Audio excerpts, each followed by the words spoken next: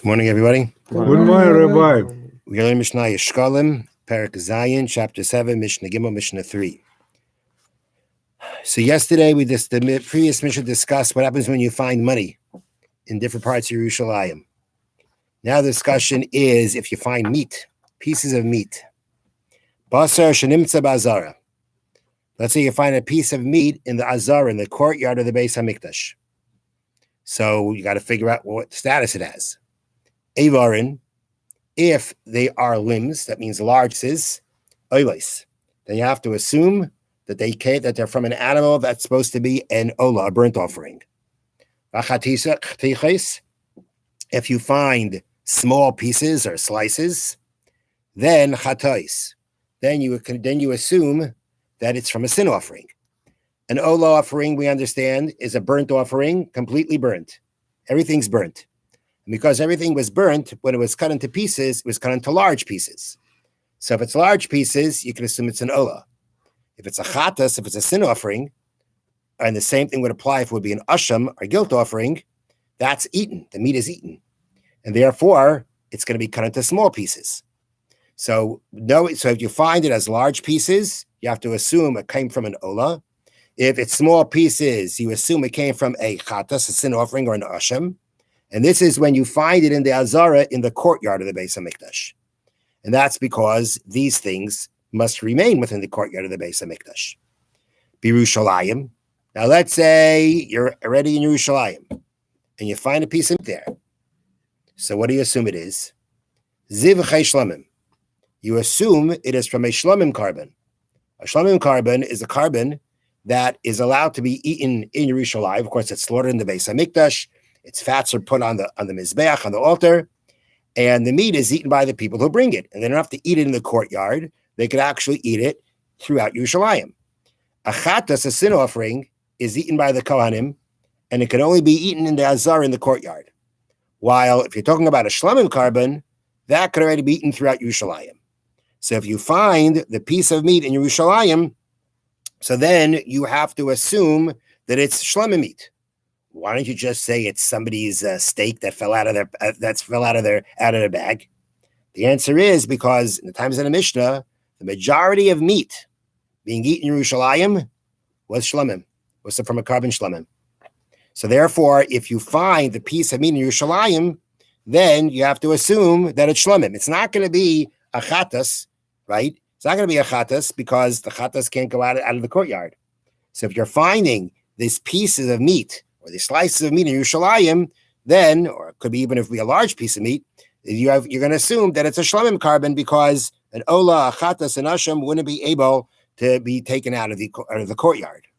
Now, nonetheless, even after we've gone ahead and we've said and we've set this and we've determined what these pieces of meat came from, nonetheless, zeh v'zeh tu ubar tzurasa. Each one you have to allow its appearance to change.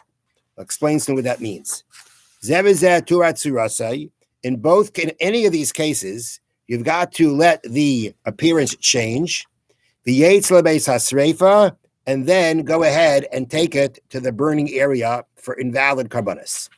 Now, we have been determining, based on where we find these pieces of meat and the situation behind it, that these pieces of meat are going to be carbon meat.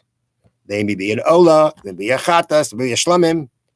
Either, whatever they may be, the halacha is you cannot take that piece of meat and burn it on the mizbeach. You can't take that chatas and burn part of it in the mizbeach and give the meat to the kohanim. If the meat that you say is a shlamim, you can't eat it. Why? Because being that it was lost, right? You found it. So being that this meat was lost, it had what's called hesach hadas. There was no attention being paid to it, and you always have to guard a piece of carbon to make sure it doesn't become tamei. And if at some point it was forgotten about, if at some point it wasn't guarded, you've got to suspect that maybe it became tamei. That's the halacha. So therefore, now that we found it, that means it wasn't being guarded. You got to suspect maybe it became impure, became tamei. You can't offer it in the mizbeach. You can't eat it. So now, what do you do with a piece of carbon that becomes tamei? You take it outside of the base. So you take it outside. You don't put it back on the mizbeach, on the altar. There's a special place called the Beis HaSreifa, an area for sacrifices, sacrificial meat that became invalid, that you burn it there. But you can't just burn this meat, because maybe this meat didn't become tamei. We don't know. It may be invalid. You may not be allowed to eat it because we have to treat it like maybe it's tamei, but it's not for sure that it became tamei.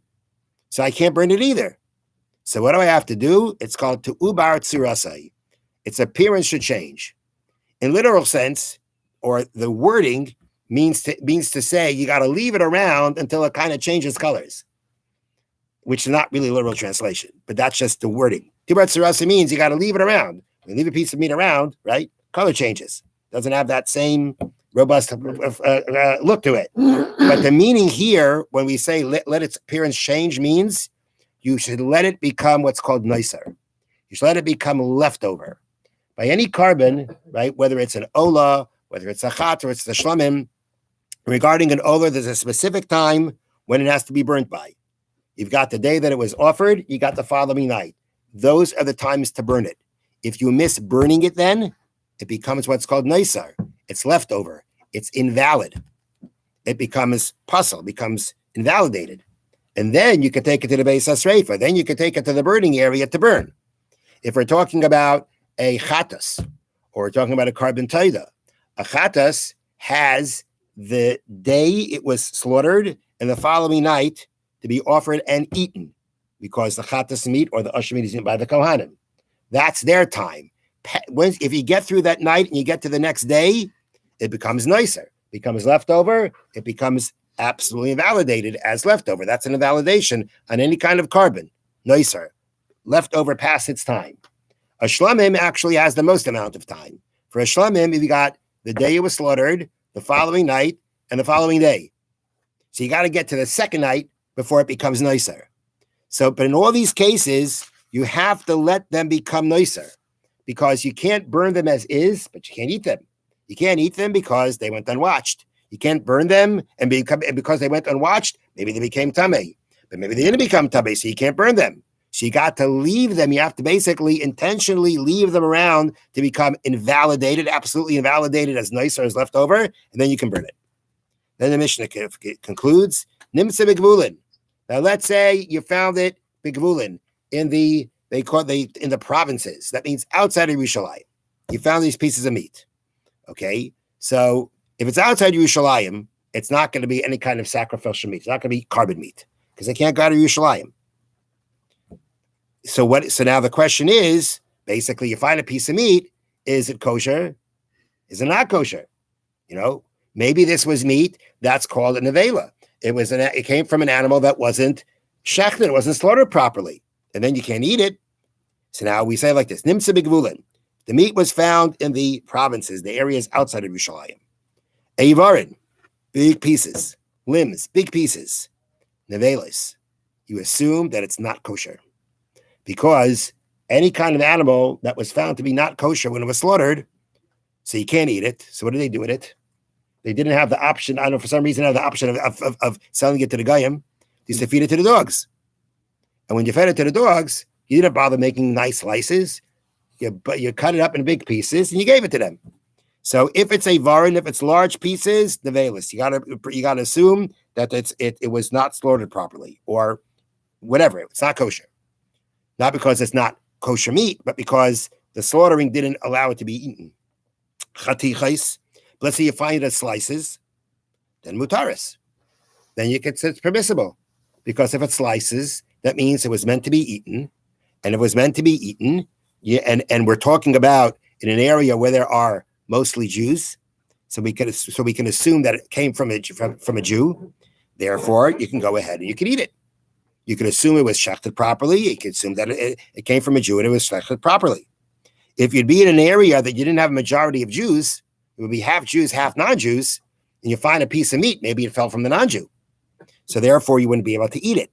But in these situations where we can assume that it fell from a Jew and it slices, that means it's meant to be eaten, then it'll be permissible to eat.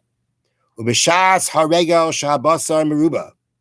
And during Yontif, okay, that meat, even in the provinces, there was a lot of meat around. It was Yontif. So there was a lot of meat around. Shabbos and meruba. that meat was plentiful in honor of Yantif. Av Avarin Mutarin, if you found big pieces, they'd be mutter. Because if you're already preparing a lot of meat, they didn't cut them into small pieces. They cut big pieces and they cooked it big because there are a lot of people eating meat. So therefore, on Yantif, even in the provinces, even outside of Yerushalayim, you find a large piece of meat, you're not going to say, well, it's a large piece of meat. It must have been that it was treif. No, a large piece of meat on Yantif can also be assumed that it would be eaten. And therefore, that's what you find, it'd be permissible to eat. Have a wonderful day and a wonderful Shabbos. They wrote all of the time.